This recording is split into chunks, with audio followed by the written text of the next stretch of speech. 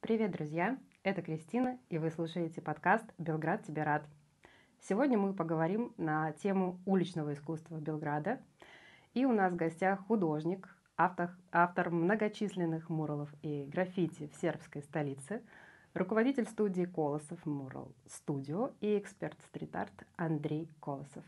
Привет! Здравствуйте! Спасибо, что пришел к нам в гости. Спасибо, что пригласили. В отличие от многих, кто эмигрировал в Сербию на протяжении последних 2 лет, ты переехал в Белград задолго до того, как это стало мейнстримом. Как ты оказался в Сербии и какие были первые впечатления о столице? В Белград я переехал в 2015 году. Приезжал в Белград до этого в 2012, 2013, 2014, 2015. И когда я первый раз приехал, мне очень сильно понравилась Сербия, понравился культурный код, люди. И когда у меня появилась возможность поехать сюда, я не отлагая, все закрыл в России и переехал сюда. Еще ты говорил, что тебе очень понравилась Плескавица сербская. Мне понравились люди, да, и большое количество места. Вот как раз по поводу мест. Раз ты уже, получается, 9 лет ты живешь в Сербии, в Белграде, у тебя наверняка появились любимые места здесь. Какие? Можешь назвать их? Сам Белград или около Белграда? Все. Я по Сербии был везде, потому что заказывают росписи в разных городах, от Субботицы до Врани, и был везде, и каждое место, оно по-своему разное, имеет свою культурную особенность, свою любовь, свой вайб, свою природу. Вчера вот мы были недалеко от Сремской Митровцы, в огромнейшем заповеднике, где бегают лошади, просто десятки лошадей диких, и где обычный человек может это все увидеть.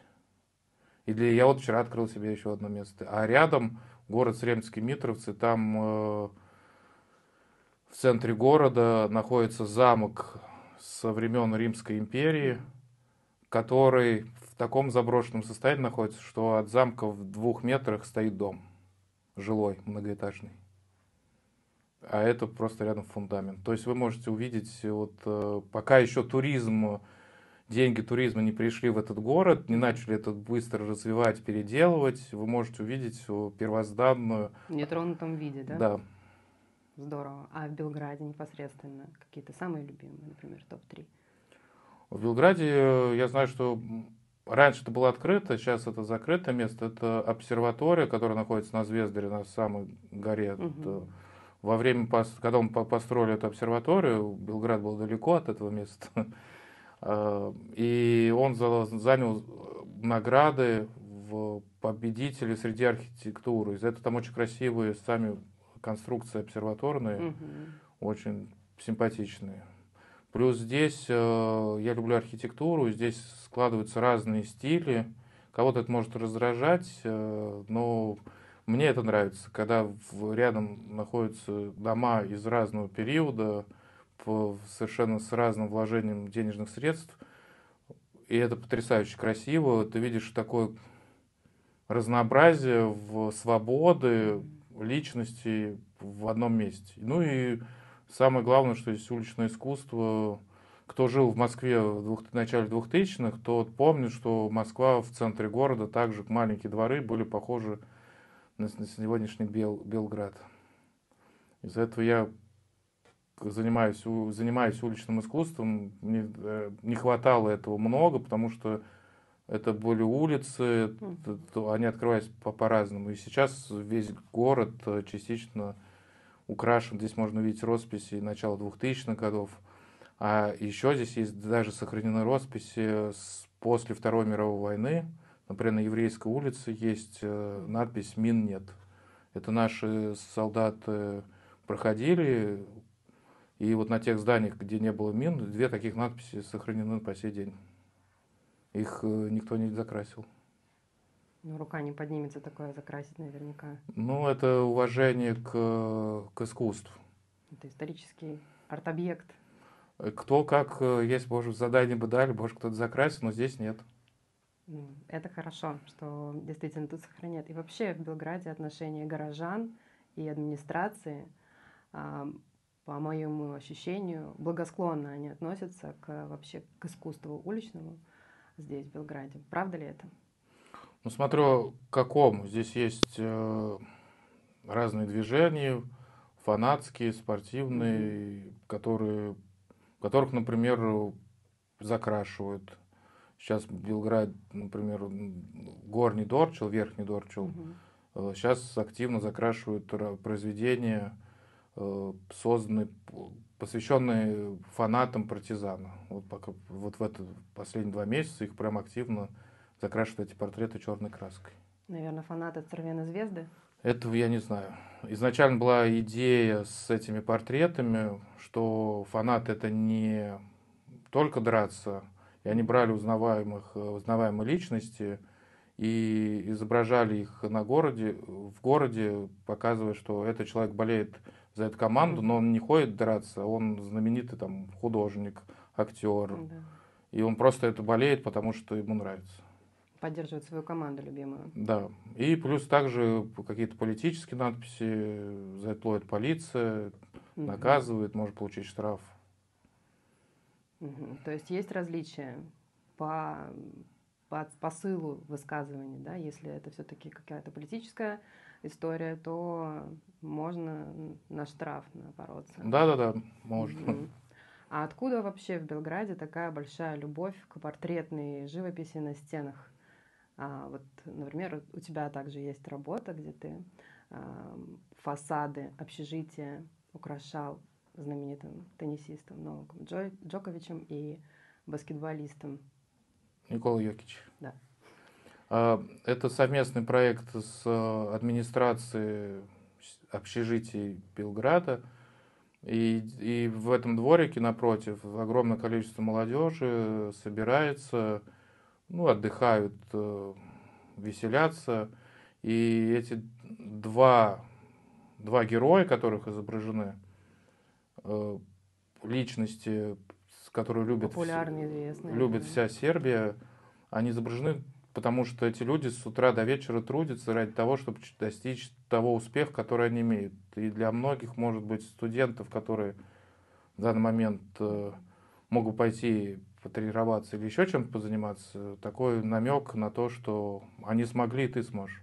Примеры для них. Да, например, Никола Йокич, он в детстве был очень пухлый. Это яркий пример. Человек, которого никогда бы вы, если в детстве увидели, никогда бы не поверили, что он может стать баскетболистом. Мгм. А сейчас он лучший баскетболист NBA. И, и он уникальная еще личность, потому что он к баскетболу, он не фанат баскетбола, он к этому относится как к работе. Мгм. И на многих тренировках он очень любит лошадей. У него в городе Субботице, это близко венгерской границы, дом, и у него есть лошади свои. И вот во время там каких-то объяснений или когда они просматривают матч, он просто сидит и наблюдает через камеры за своими лошадьми. И ждет, когда все идут веселиться, отдыхать, он садится в самолет и летит как можно быстрее к своим любимым лошадям. И он говорит, баскетбол для меня просто работа. Вот так. Да, я просто профессионал не потому, что я просто был лучше и ничего не умею делать. Ну, это как раз экспертность, когда человек занимается только тем, что очень любит и умеет лучше всего это делать. Например, как ты. Я не могу не рисовать, я не могу не выражать себя в живописи. Я не могу ничего кроме этого. У меня это получается лучше всего, как я поняла из твоих предыдущих интервью. В этом, я считаю, сила экспертности и творчества. Возвращаясь как раз к портретам, почему в итоге так сильно популярны вот именно выражения не только известных, но и малоизвестных сербов здесь на стенах? Главную еще особенность скажу в сербской культуре, это все происходит от самих людей. Мгм. Здесь каждый человек может достать из кармана деньги, да, получить разрешение на своей стене или на стене соседа и изобразить то, что он считает нужным. И если эта Мгм. общественность уважает, это не будет уничтожено. А если будет уничтожено, то будет восстановлено. Например, совсем недавно роспись царя Николая, потому что здесь его очень сильно любят и уважают в связи с тем, что царь Николай очень сильно помог сербам в Первой мировой войне, и из-за этого его портрет очень любят и изображают. И этот портрет был уничтожен, испорчен.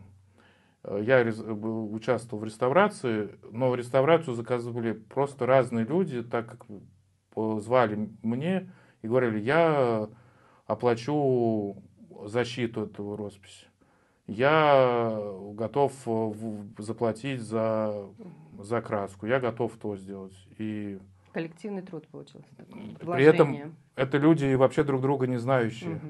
И вместе непосредственно с самим художником, который первый изобразил этот портрет, чтобы я его пригласил, мы отреставрировали эту работу. И любовь к портретам связана с тем, что люди непосредственно вот хотят изобразить. Мне нравится моя соседка, которая добрая. Я хочу показать это людям, что надо быть такой, как она. Я сейчас говорю непосредственно о женщине мира, которая не имела родственников. Когда она умерла, на Дорчле есть ее портрет недалеко от Бёрдс. Он сохранился, просто жители после ее смерти сказали, она такой светлый человек, она продавала цветы на этом у перекрестке, что мы хотим оставить о ней память. И вот сегодня до этому углу красуется ее роспись, рядом все росписи закрашены черной краской, если будет сейчас прогуливаться, а ее не тронут, потому что ее любовь зафиксирована, и людям показывают об этом, она в цветах вся изображена. Красота. А кроме вот этой прекрасной, я бы назвала, картины, да, на стене, какие бы еще муралы или граффити ты бы порекомендовал нашим слушателям посмотреть, насладиться, изучить? Изучить здесь уличное искусство официально с 70-х годов. Ну, я не говорю про тех мин нет, которые такие надписи, которые символические. Ну, я их называю символическими, потому что они имеют смысл исторический, да. А с точки зрения художественной это просто надпись. Есть западные ворота, это высотка Цептер. В переходе есть знаменитый художник, такие солнышки рисовал. И в этой башне его работа находится. При этом этот же художник оформил всю Владу, дом правительства Сербии. То есть, если будете там на экскурсии, вы увидите огромные его росписи, огромные муралы, оформленные ковры. И в то же время это уличный художник, который взял и оформил переход в этом доме. То есть здесь нет такого, что это плохой человек, и это плохо или это хорошо. То есть уличный художник имеет право, вернее, художник и то делать, и то. Он себя не ограничивает какими-то рамками. Или роспись около Райчела, где стоит человек, смотрящий на льющуюся краску вниз. Да. Она дважды ее уже отреставрировали, эту работу. Один раз я даже участвовал в реставрации, но участвовал как? Я пришел в администрацию города, говорю, дайте мне разрешение эту роспись переделать, нарисовать на ней что-то новое. Тогда торговый центр только строился. И напротив, да, он строился в тот момент. А роспись была вся уничтожена, облупившаяся, и большая стена. Я говорю, у меня есть спонсор, который готов выделить деньги, и мы хотели огромными разными сердцами заполнить всю эту стену. На что мне сказали, дайте мне неделю подумать.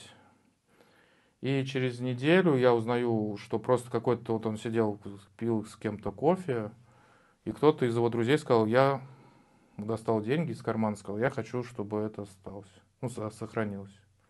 И вот по сей день она сейчас обновленная, украшает город. Вот это уважение к труду, к искусству. Предыдущему труду. Да, и эту роспись создавал профессор, он даже в то время побывал в тюрьме, сутки просидел в тюрьме, потому что они начали работу или в субботу, или в воскресенье, я сейчас А тогда не было мобильных телефонов, а здание это банка. И приехала полиция, у них там леса все, ну, не знали, что нет разрешения, и посадили в участок его. И пока дозвонились до директора этого банка, он там почти сутки просидел ну, В тюрьме, в заложниках. в заложниках. Но зная Сербию, я просто сидел в отделении, наверное. Не так звонко. Не страдал он там сильно, да? Да, но он уважаемый художник со студентами, это завкафедры. Сейчас он на пенсии, уже пожилой возраст, он до сих пор жив. Ну, надеюсь. По крайней мере, последний раз, когда я сдавал, был жив. Хорошо, а если современные художники, вот, например, Артес, он очень популярен не только в Сербии, но и в других странах и рисует очень много красивых муралов. Я, например, обожаю его вот около Савы, Зеленый мост. И он вообще очень любит и изображение женщин, книг, ну вот такое погружение в внутренний мир человека и раскрытие его с помощью красок. Вот, например, каких-то современных художников, которые сейчас только, да, стали популярными, не исторические, как сказать, персонажи. Кого бы ты выделил? Ну вот Андрей Артес, которого вы сейчас сказали, но он рисует в основном красивых, милых девушек. То, что нравится женщинам, он то и рисует. Поэтому и мне нравится. Но этом же голубом, вернее, на этом мосту следующая роспись. Это ателье Шон. Это потрясающий муж с женой. Это мальчик, который дует. Да. Это ателье Шон делала. Их же роспись на еврейской. Они, я считаю, одним из самых лучших художников в Сербии, из сербоговорящих. Это муж с женой, Стева и Мария. И ну, они академически самые сильные. Вот. Правильно я понимаю, что напротив, где вот девочка и мальчик с воздушными шариками, напротив девочка, которая задувает Одуванчик, да. Да, это тоже они исполнили. Это их, ателье Шон это делало. А здесь недалеко, да, есть на Еврейской улице, это в рамках лучше изузетна жена Сербии, если кто будет искать. А так по-русски это знаменитые женщины Сербии. Они выполняли роспись первой романской поэтессы, потому что цыганское нельзя говорить, это не политкорректно. Да. Вот они изображали первую поэтессу, которая сохранились произведения, которая есть сборники, и часть ее жизни была здесь. Она была замужем за одного из евреев, когда еще не вошли фашисты. И вот на этой улице изображена она, где она смотрит в зеркало, лицо ее такое все в шрамах, измученное, а в зеркале видно ее вот эту первозданную, вот эту чистую свободу души, и вот эта игра с этим зеркалом, уже художественным диалогом, что внешность не является как красавица-чудовище, что внешность не является тем, что на самом деле внутри человека, и что вот это даже страдавший жизнью человек писал потрясающие произведения. Из этого, если будет у вас возможность, то обязательно сходите посмотреть. Да, конечно. И у них есть еще большие росписи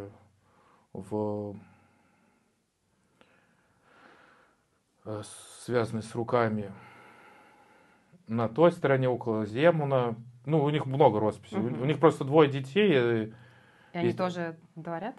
Они оба художники, да, и если все хорошо будет, то вот сейчас с мужем ее составим и едем там росписи делать. Проект тоже будет. Да, большой 4 росписи едем делать. Здорово. А так большинство художников из Сербии работают за границей не потому что там больше платят. Все просто, да. Что роспись стоимостью здесь и там порой в 3-4 раз стоимость выше. Из-за этого тебе проще найти там заказ, чем по стоимости, чем здесь. Лучше сделать 3-4 росписи и жить потом. То есть это значит, что большие работы такие, как, например, у Артеза, они все были оплачены, Они все и оплачивают. заказчик остается, как правило, неизвестен, или это городская история? Не, есть же фонды, которые, Мгм. которые выделяют деньги, есть организации, которые также платят. То есть под каждый, например, Сузетная Жена Сербии — это проект голландской амбассады по-русски. Посольство, Посольство. да, посольство, которое оплатило 7 или 8 росписей. Я, например, также участвовал в этих росписях. Мгм. Я делал в самом южном городе Тутин, это в 5 километрах от границы с Косово. Это Мгм. мусульманский город, и там я изображал Хафизу Димитриевич, женщину, которая стала первым мэром города Новый Пазар, а во время войны она руководила непосредственно женским движением против фашизма. Мгм. Интересно, что ее дочка живет в Бельгии. На открытии, это было очень пафосное открытие, из Бельгии приезжала ее дочь, которую воспитывала русская учительница, потому что мама все время была занята, из-за этого она просто, когда меня увидела, расплакалась, потому что ей вот эта встреча с Россией произошла. Воспитывала ее вот русская учительница, которая была иммигрантом 18-х годов, Большая да. история. Ну, то есть, и это же не открывается, это нигде не написано. Ну, То есть, и конечно. ты просто присутствуешь при таких встречах, и Мгм. вот, Душевных. да. И при этом это мусульманский Да. город, и это первая женщина, и, в общем, очень долго получали разрешение, и, ну, в общем, в конце получили на создание. Чтобы произвести работу, нужно всегда получить разрешение от администрации города или местности. Ну, желательно, да, Мгм. потому что те, кто не получает разрешение, попадают, например, на штрафы. Здесь Ага. ребята организовывали граффити-фестиваль, и это было не санкционировано, их потом штрафовали. Ну, кого-то не штрафуют, из-за этого это такой риск, если все хотите. Как они узнают, кто именно? А здесь же все прозрачно. Ну, например, сейчас я сделал большую роспись для Икеи, это скакоонница, сейчас открывается новый центр, это роспись 11 метров в высоту, 30 с чем-то метров в длину. Огромный. Да, и это строительные. И для меня, чтобы просто было попасть на объект, мне нужно было пройти миллиард обучений, обязательно разрешение по тому, что я могу работать на высоте, что я умею управлять всякими сооружениями. То есть это была вот такая кипа документов, только чтобы попасть на объект. Роспись я сделал за 4 дня, а собирал документы почти месяц. Ну, Обалдеть. да, но все строго. То Бюрократия. есть ты Мгм. находишься в каске, в Мгм. жилете, потому что это Техника безопасности важна. на высоком уровне. Ну, Мгм. есть так, а кто-то делает, я не знаю, без каски, в кроссовках, также расписывает. Из-за этого все бывает. И кто-то скажет, да, это все фигня. Несчастные случаи на стройке были? Нет, будут. Да. Вот ты действительно, как ты уже сказал, много где работал в плане оформления не только стрит-арт, но и коммерческие заказы, фасады, интерьеры частных домов, образовательных учреждений, заведений для детей. Какие бы какие проекты для тебя самые знаковые? А для меня каждый проект, он знаковый, потому что в самом начале ты сказал о том, что и это правда, что я люблю до безумия тем, что я занимаюсь. И я не могу, Выделить определенные. потому что к каждому проекту я как к последнему отношусь, и так, Мгм.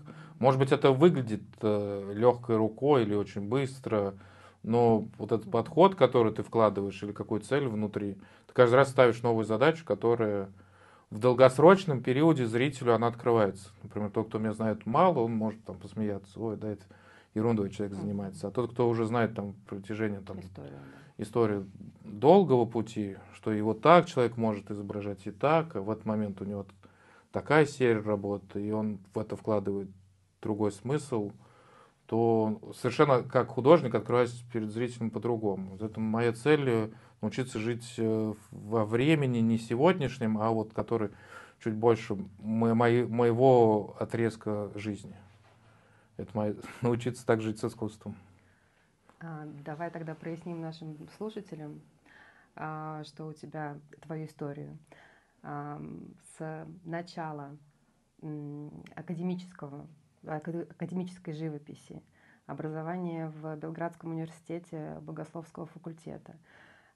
Ты сфокусировался только на уличном искусстве. Правильно ли я понимаю, что академизм и стрит-арт шли параллельно друг другу, два процесса, или нет? Или этот творческий путь тебя привел именно к стрит-арту уже с опытом?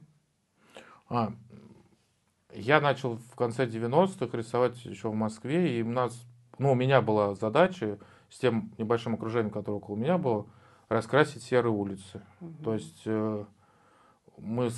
я с таким выходил позывом на улицу. Мы пытались изображать какие-то и надписи, и какие-то изображения, только с целью, чтобы добавить цвета в серые наши будни. А потом уже в одном из, в каком году, в 2005 мы побеждаем, или 2003, в общем, в каком начале 2000-х я побеждаю в фестивале, занимаю первое место, мы зарабатываем свою первую 1000 евро, у нас было несколько человек. На то время это было достаточно большие деньги для школьника еще.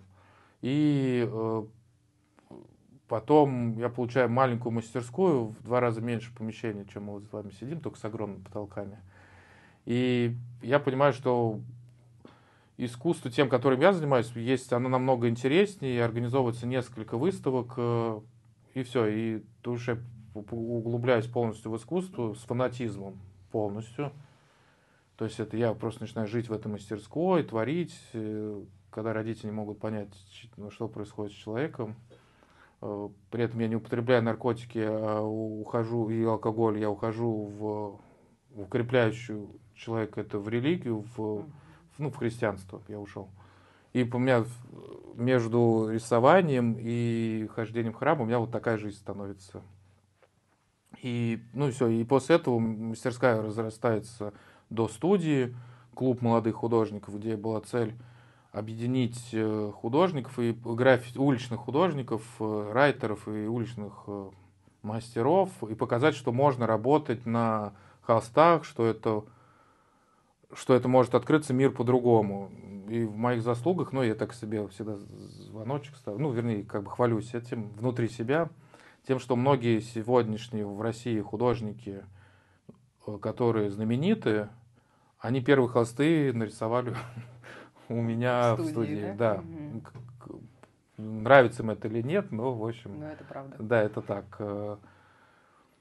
И потом уже я открываю фирму, мы начинаем делать росписи, и потом я переезжаю в Сербию, закрываю фирму и переезжаю сюда, как раз поступаю здесь на Богословский факультет, а до этого у меня был экономическое образование, потому что мама с папой сказали, надо закончить... Иметь нормальную профессию. Да, а потом делать, что хочешь. Это может быть правильно, потому что иногда некоторые люди всегда ходят и говорят, вот если я этим начну заниматься, то останусь ли я тем, кто я есть.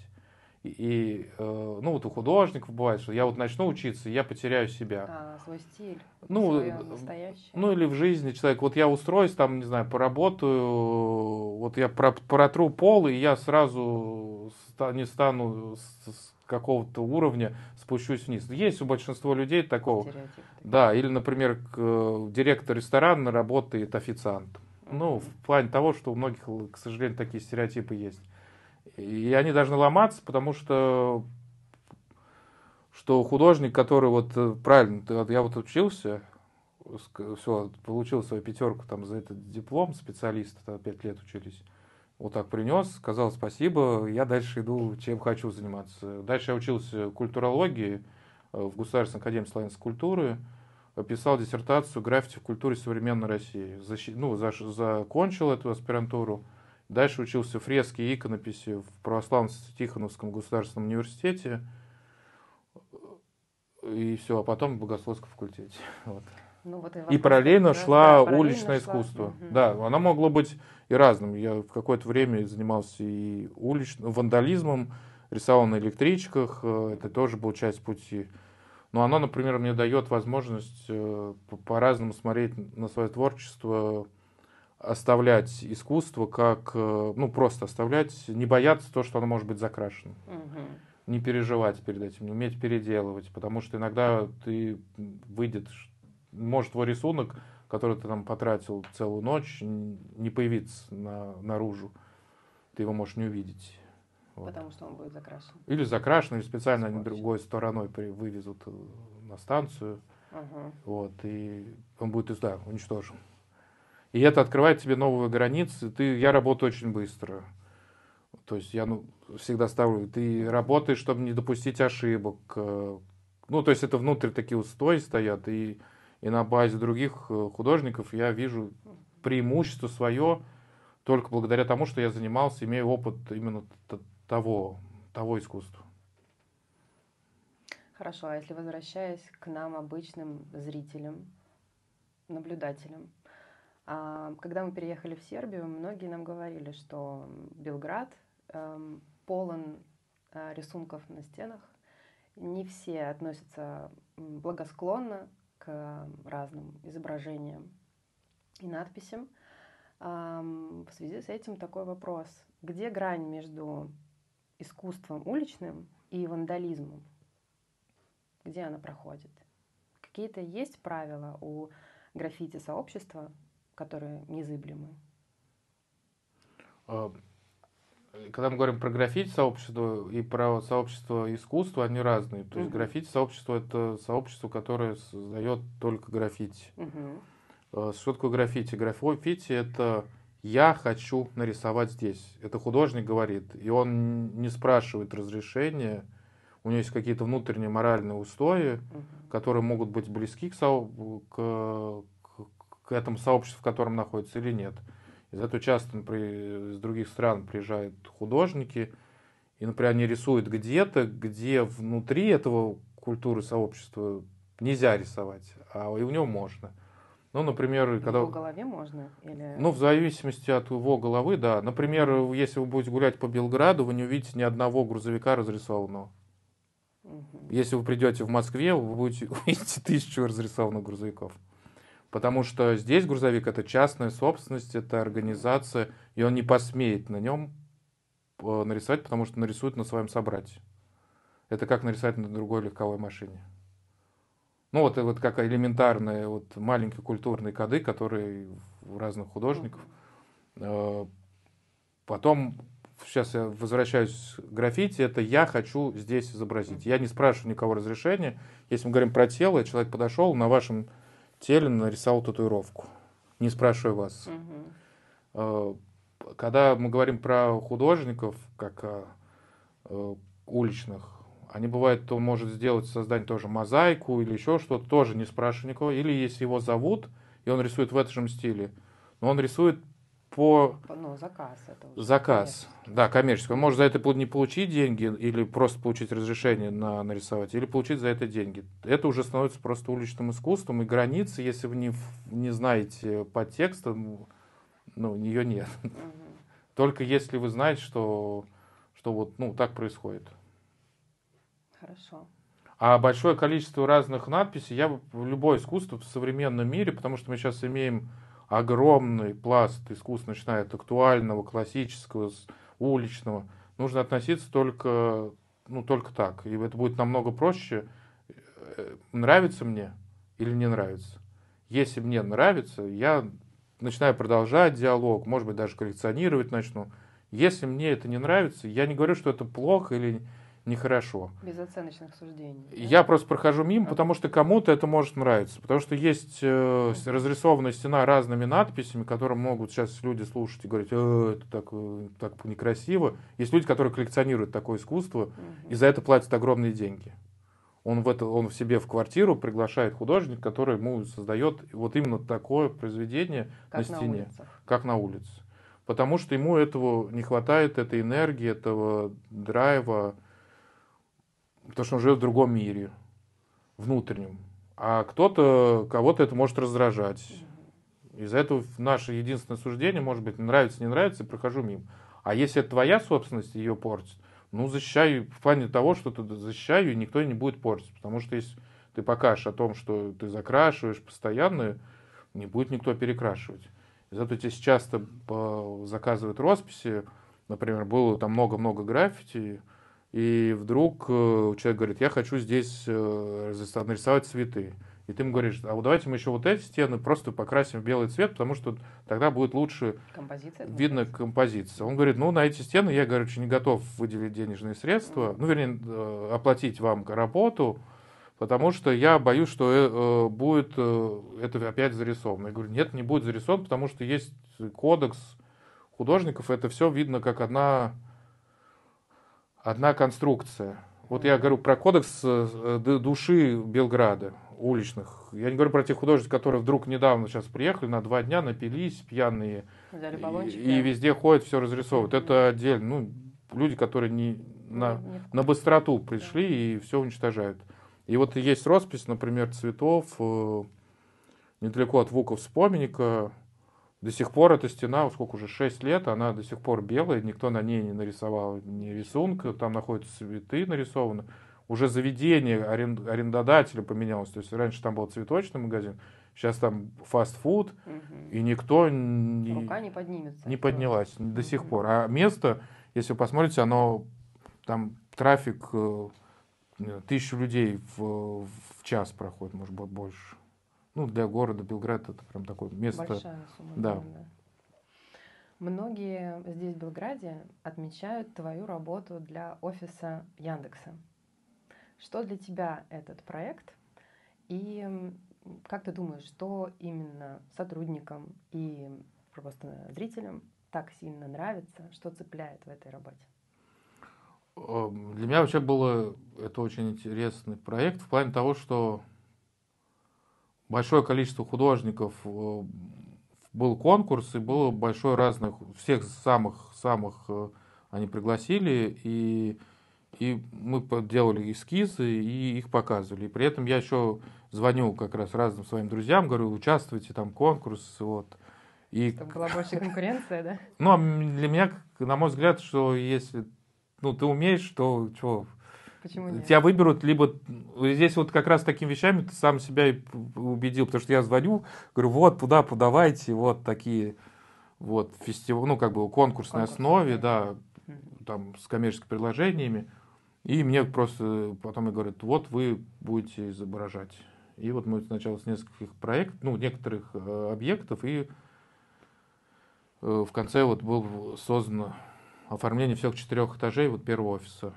И я еще приглашал одного художника, Ваню, как помощника, который внедрял тоже в идейные рисунки. Еще рисовал со мной там Лена. В общем, еще несколько художников там было. Пару слов об идее для слушателей наших. Что именно несет для сотрудников эти изображения? Что для них? Они помогают им работать как-то, помогают общаться? Основная идея была, потому что релоканты, большое количество людей, которые приезжают и работают с утра до вечера, потому что офис создан так, что ты там можешь 24/7 вообще оттуда не выходить, тебя будут накормят, напоят, есть места, где ты можешь отдохнуть, массаж, спортзал, в общем, все, что есть, все, что можно, находится тут. И человеку только до дома достается дойти, и из этого некоторые росписи были посвящены для образовательного, через графику, что как в анимационном стиле, в линейном, мы видим Белград, и он мог увидеть какое-то здание, которое он там на такси проехал, потом сказал, может быть, туда надо сходить. И вот это было такой стилистики. Или же были зафиксированы, здесь есть старый трамвай, который еще швейцарцами, старинные, такие древние, которые потихоньку уходят из обихода. Мне кажется, нет, они вполне продолжают ездить очень быстро. Есть трамвай, который, в общем, уже убирают, и нет уже желтого трамвая, номера остаются, но эти трамваи заменяют. Остались зеленые, вот мы один из таких трамваев, зафиксировали. Это как в Москве был синий поезд метро, Мгм. которого сейчас осталось, я не знаю, может уже вообще не осталось. В Петербурге точно Ну, такие я в плане встречаются. того, что их уже все меньше и Ну, меньше, потому что отходят, их да, с заменяют. производства, да, И заменяют все, новыми. Мгм. и в Сербии то же самое испанскими трамваями заменяют весь трамвайный парк. И мы один из таких трамваев зафиксировали, показали место достопримечательностей, и что около Белграда, там, Косма, еще какие-то. И интересно, что большинство из них потом, я смотрю, из экскурсий именно туда ездят. Может быть, подсознательно, не подсознательно. Но, в общем, я смотрю просто и раз, они туда не выбирают что-то другое, а именно туда едут смотреть. То есть эти рисунки знакомят их с обиходом, с культурой, с пространством. Мгм. Плюс были одной серии «Моя сербская притча». Мгм. Это серия, где каждый видит свое, но при этом там зашифрован рисунок, где ты можешь сидеть и рассматривать долго-долго роспись. И самая главная задача вообще в этих рисунках была тем, что человек все время 24/7 находится за компьютером, за работой, и ему нужно просто выйти, но оно не должно перегружать яркими рисунками, потому что он и так находится в таком состоянии. А чтобы они были как фон, но при этом этот фон, если нужно, ты в него так входишь, и он с тобой начинает вот вести диалог, ты бегаешь глазами за линиями, они начинают переходить в какие-то объекты, Мгм. и перед тобой открывается что-то новое. Новый мир. Да. И там есть на крыше росписи, которые просто выглядят как пят, но если там углубиться, там сказка про теремок. Вот можете подняться, посмотреть, И если расшифровать, да? да, и расшифровать, и начнет перед вами открываться новые смыслы. Это тоже в Яндексе. Это в Яндексе, это на самой крыше, это летняя зона, там большое пространство. Мгм. Интересно.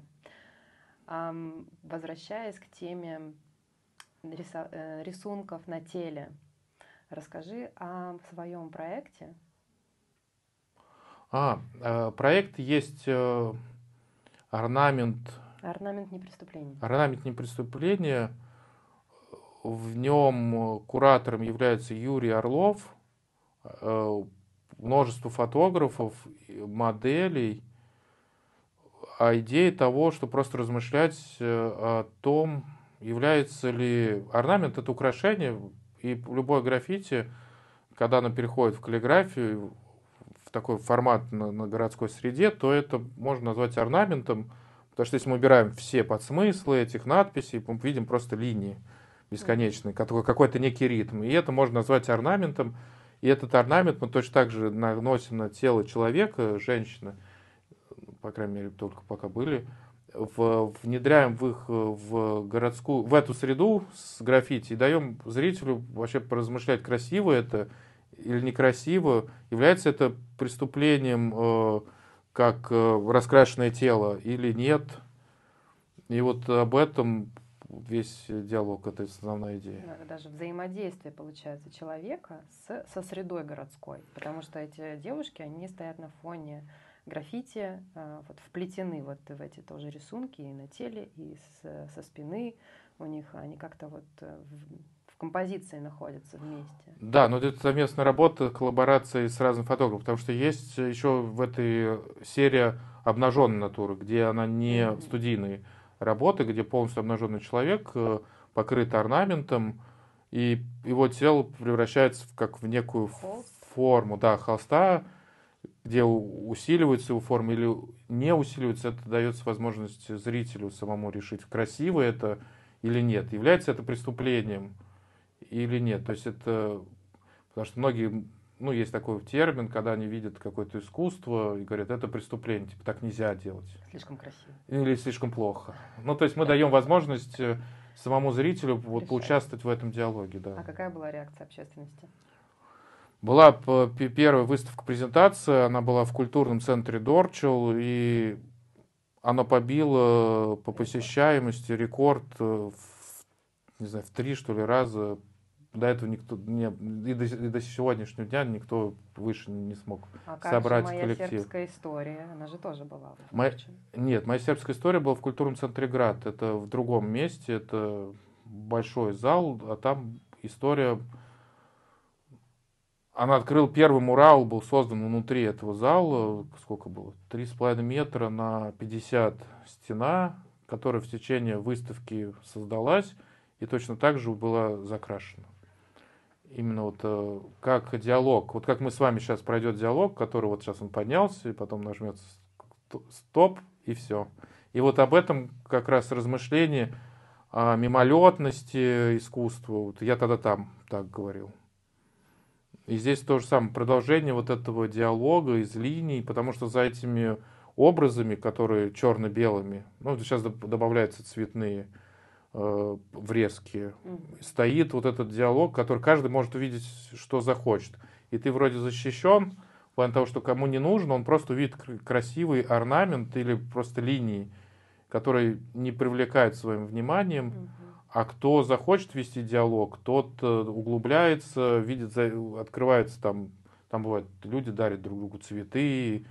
Ну, в общем, там идет целая история. Расшифровывает кто как. Кто хочет ее. Это как с человеком. Мы можем с вами познакомиться, ну, с кем-то познакомиться.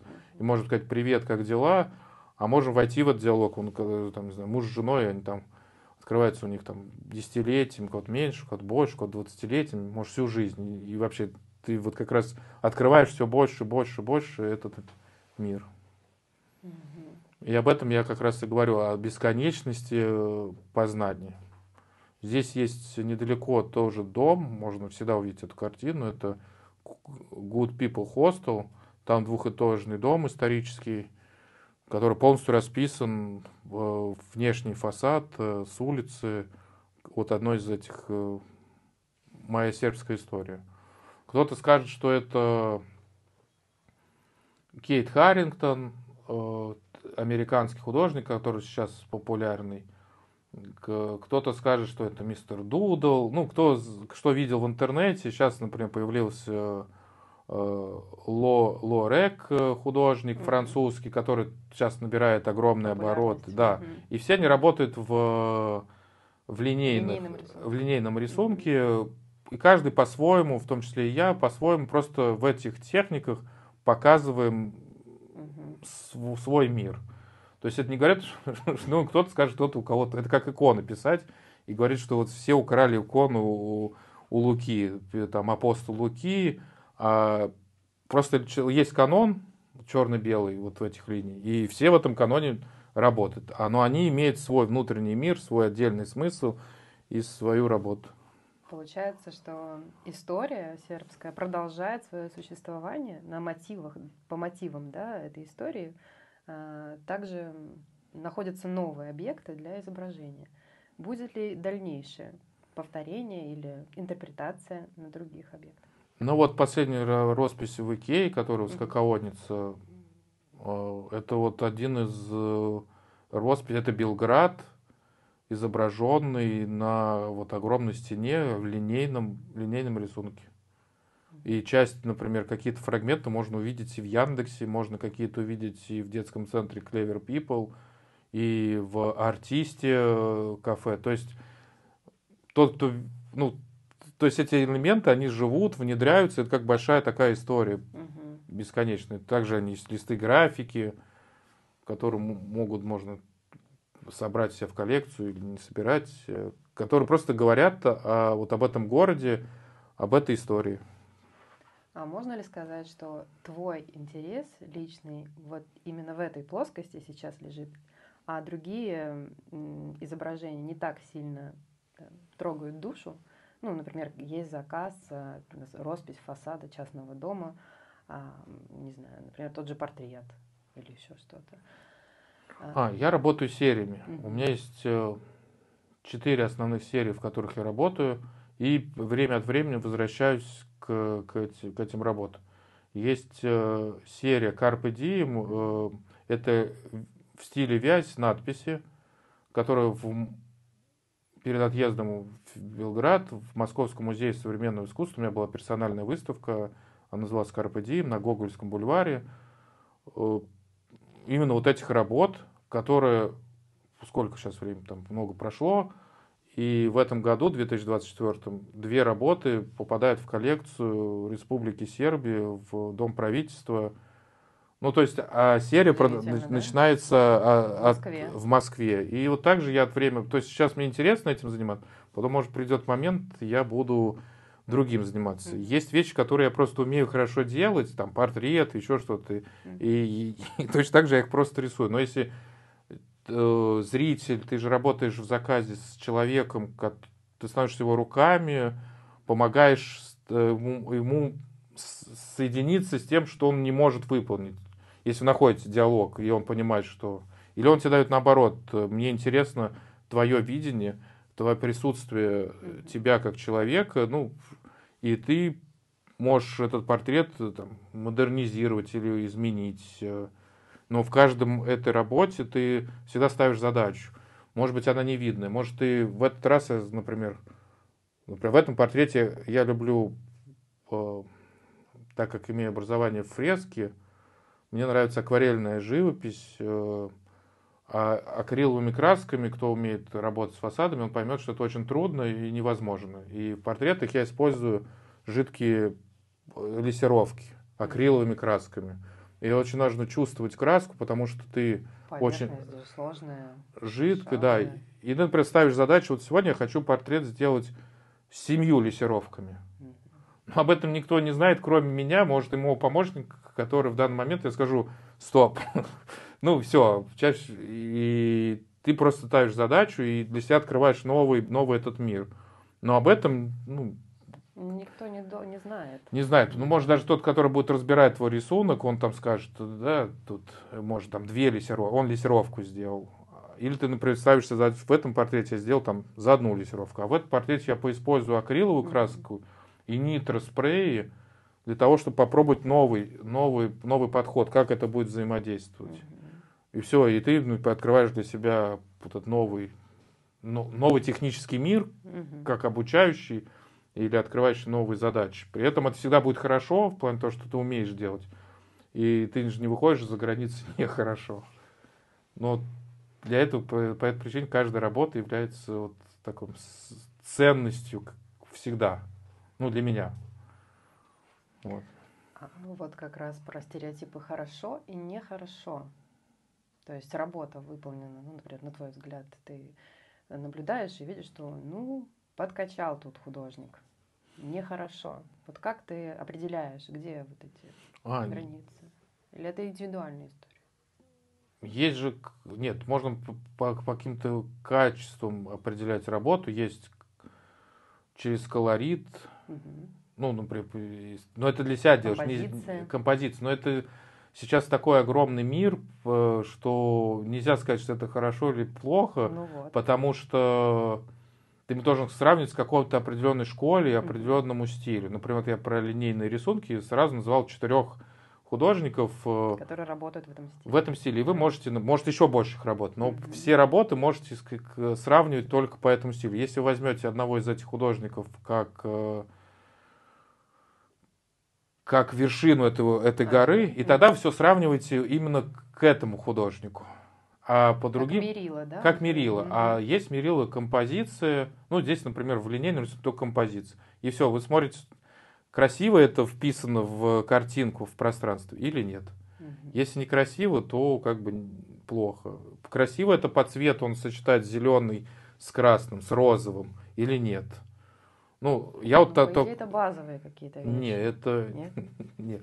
Вы можете... Это же цветоведение. Есть очень потрясающая работа, она может быть с точки зрения академического рисунка никудышная, но по живописи вы просто сидите и говорите, это так красиво, он эти цвета, как он нашел сочетание этих цветов.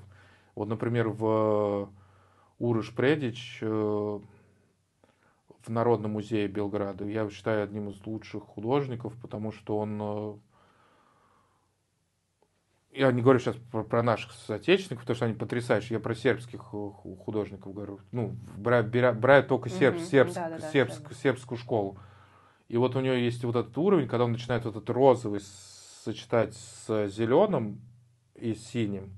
Ну, он как бы для меня он новый, потому что ничто на мировом уровне я не видел, что кто-то подобное так в академической живописи смело сочетает вот эти тонкие нюансы. И это открывается, ну, для зрителя в новом контексте. Ну вот поэтому мне и кажется, что говорить плохо или хорошо — это такой очень субъективный момент, потому что любой художник может сказать: я художник, я так вижу. Может, также и зритель, и заказчик может сказать: я мне не нравится. А мне не нравится. Ну, то есть по этой причине подписываются какие-то договоры, утверждается эскиз, и ты переносишь стопроцентный эскиз. То есть весь же диалог изображения, он только на эскизе. А бывает так, что эскиз был одним, а по факту получилось другое. Если этого хочет сам, и вы это оговариваете в начале, но бывает, что, например, стена создана по-другому выглядит, нежели в оригинале. И ты вначале говоришь: здесь у вас, как с некоторыми работами, у вас сейчас стены опадет, и вы должны подготовить. Нет, нам это устраивает. Но я вас предупреждаю, что здесь идет уничтожение кирпичного слоя, и эта часть стены просто отпадет через год, через два, и я не могу своим красочным слоем ее сохранить. Вы согласны? Да. И ты приезжаешь через 3 года, и у вас будет уже новый рисунок, потому что часть уже утрачена, и это бывает безумно красиво. Вот также есть мурал «Поедающий город. Огромная челюсть». Блу, да, это художник французский Блу, экозащитник. Да. И вот как раз, что город уничтожает природу. Это очень классная идея, но она полностью выгорела. Ее вообще, не знаю, ее будут реставрировать? Это если... Потому что та организация, которая проводила эти фестивали, она на сегодняшний день распалась. Один из последних ее был фестивалей на Звездаре, был граффити на Олимпе. Это вот последних фестивалей. Последователи сделали как раз 2 еще граффити-фестиваля, их за оба фестиваля оштрафовали за несогласованность да. Ну, там, не знаю, с кем, но, в общем, их оштрафовали. И все, после этого те люди не продолжают деятельность. А рядом, в которой находятся деревянные воробьи, они вообще хорошо сохранились? Они в разном времени рисовались или нет? Это позже был нарисован, и совсем последний — это девушка из Ирландии, это Ириш фестиваль, который около Зеленый венец, стоянка. Такая большая, со спины нарисованная, держащая цветы. И вот это последний, один из последних работ фестиваля, да? Ну, это был Ириш фестиваль, если как ирландский фестиваль, и вот в рамках этого фестиваля была создана эта роспись. То есть это интересно, что культуры разных стран, городское пространство, оно разрешает знакомить людей с разными фестивалями. Русские делали несколько лет назад, Дерекс создавал портрет Достоевского огромный в одном из мест. Я вживую это не видел, только на фотографиях, но это было как раз это было с русскими как бы активистами оплачено этим художником. Просто создался огромный портрет, который сербам рассказывает о нашей культуре. Да. Вот так. Тем более сербы очень любят и русских, и культуру нашу. Ну и Достоевский, он интересен своими размышлениями. Да, как символ. А правильно ли я понимаю, что граффити, культура, она более созидательную имеет энергию, направленность своих высказываний, если, например, сравнивать акционизм, стрит-арт художников? С граффити... Граффити бывает политическое, социальное, и есть сообщество. Политические они несут политические идеи, какие хорошие, не знаю, какие-то. Есть околофутбольные граффити, это футбольные фанаты, которые просто рисуют также, славят либо свою группировку, либо в команду, и они тоже рисуют, и они могут уничтожать. И есть уличные художники, которые свое имя или псевдоним просто фиксируют бесконечность.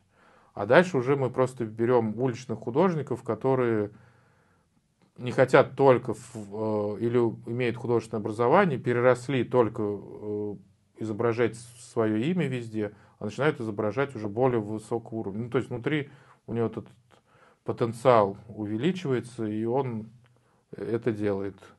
Во-вторых, он может стать уже совсем знаменитым, и тогда его просто приглашают для создания каких-то конкретных росписей больших. Ему просто не хватает времени, может, он занимался бы фундаментализмом, но он не хватает времени ему. И все, и дальше он уже переходит совершенно в другой уровень, когда у него огромные студии, где создаются скульптуры, картины, и он параллельно уже с изображением тем, которые, ну, муралы, он может возвращаться к граффити, он может раз в год или чаще рисовать какие-то несанкционированные надписи или рисунки. А в свое время он просто создает такие объекты украшения.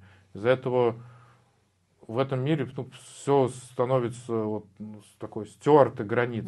То есть он не говорит, я рисую только так, и все. И все на этом. Да, он может... я, например, пишу иконы, но я их не пишу 24, например, во время поста или еще когда это происходит, это создаю. Спасибо, Андрей, большое, что ты, как популярнейший художник в Белграде, нашел время поговорить с нами. Мы сегодня окунулись в уличное искусство Белграда. Именно этот город пропитан полностью в ДНК, как ты говоришь, Белграда, вписан вот этот вот стрит-арт. Спасибо тебе большое за это интервью. Спасибо вам. И Белград несколько лет назад был столицей европейского граффити. Почему То есть он, был? ну, потому что сейчас началось тоже потихоньку закрашивать места. Об этом был тоже снят фильм в рамках проекта «Орнамент не преступление». Да. И мы фиксировали часть росписи, которые потом были уничтожены. Ну, это потом. Но это отдельная история. Да. Рад был с вами встретиться. Спасибо огромное, Андрей, за этот душевный разговор. Друзья, спасибо большое, что вы нас слушали. С вами была Кристина и подкаст «Белград тебе рад». Подписывайтесь на канал, телеграм-канал и наш подкаст. Всем пока. Пока.